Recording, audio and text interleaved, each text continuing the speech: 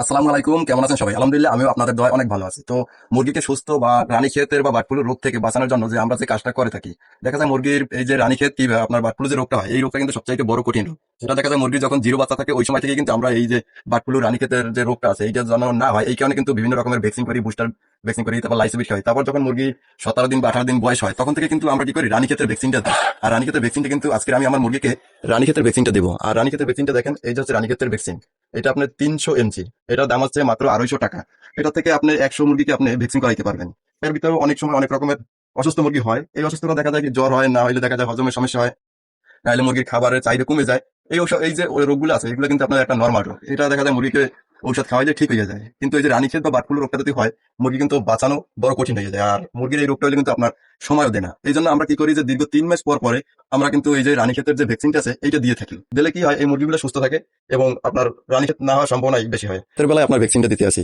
রাতের বেলায় ভ্যাকসিনটা দেওয়ার কারণ হচ্ছে কি যে আপনার দেখা যায় সব মুরগি এখন খামারে আছে, কারণ আমার মুরগিগুলো তো বাইরে ছাড়া থাকে। এই জন্য আপনার দেখা যায় যে দিনে দেওয়া যায় না, দিনে দেওয়া যায় না, সব মুরগিগুলো এলোমেলো থাকে, এদিক ওদিকে থাকে এবং এই কারণে দিতে পারি না। তো আপনারা যারা মুরগি পালন করেন, আপনারা কিন্তু দেখা যায় গ্রামে যারা মুরগি পালন করে দেখা যায় অনেক সময় রানীক্ষেতে কিন্তু সব মুরগি একবারে মারা যায়। দেখা যায় আশেপাশে যারা পালে তাদেরও কিন্তু এই রানীক্ষেতের কারণে মারা যায়। তো এই জন্য কি হয় করতে হবে, আপনার কষ্ট হলেও দেখা যায় যে 3 মাস পর পরে এই যে রানীক্ষেতের ভ্যাকসিনটা আছে এই ভ্যাকসিনটা দিলে আপনার মুরগি ইনশাল্লাহ সুস্থ থাকবে। এবং কিভাবে দেবেন, দেখা যায় যে আপনার ইনজেকশন দেওয়াটা অনেকটা ভালো হয়, যদিও আমরা ইনজেকশন দিতে পারি না। এই কারণে আমরা কি করবো, এইটা কি করবো, দেখা যায় ভ্যাকসিনটা কিন্তু আরো সহজ করে দিছে। এই ভ্যাকসিনটা আপনার একটা ড্রপ দিয়ে দিছে, এই যে ড্রপ, আর এটার সাথে দিয়ে দিছে একটা পানি ভ্যাকসিনের সাথে। এই যে পানিটা দিয়ে দিছে, এই পানিটার সাথে পরিমাণ মতো আমরা মিলাবো। দেখা যায় আপনার যদি 100 মুরগি হয় তাহলে সব পানির সাথে আপনি মিলাইতে পারেন। আর দেখা যায় যদি আপনার 20টা বা 30টা মুরগি হয়, আপনি অর্ধেক পানির সাথে মিশাইতে পারবেন। তারপরে দেখা যায় কি করতে হবে, প্রতিটা মুরগির বাম চোখে দিয়ে দেবেন। আমরা দেখাবো আপনাদের ভিডিওতেই যে কিভাবে আমি ভ্যাকসিন গুলো দিতে আসি। তো প্রতিটা মুরগির বাম চোখে দিয়ে দেবেন। আপনার এই যে ভ্যাকসিনের যে এটা আছে এটাকে আপনাকে ভাঙতে হবে। ভাঙার পরে এটার ভিতরে একটা ঔষধ আছে, এই যে দেখেন, এই যে ভিতরে এই যে এই ঔষধটাই। তারপরে এই যে পানিটা আছে, আপনি পরিমাণ মতো পানিটা নেবেন। যে আপনার কয়টা মুরগি আছে এই অনুযায়ী কিন্তু আপনাকে এই পানিটা ব্যবহার করতে হবে।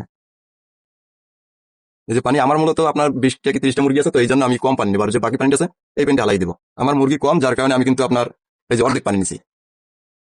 পরবর্তীতে এই যে দেখেন এটার ভিতরে ঢেলে দিলাম।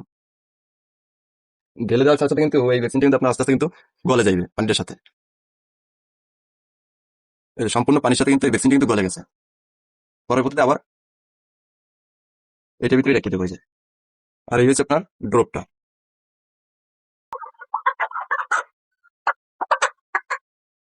এবার প্রতিটা মুরগির বাম চোখে 1 ফোঁটা করে আপনার এই ওষুধটা দিয়ে দিতে হবে। এই যে বাম চোখে প্রতিটা মুরগির,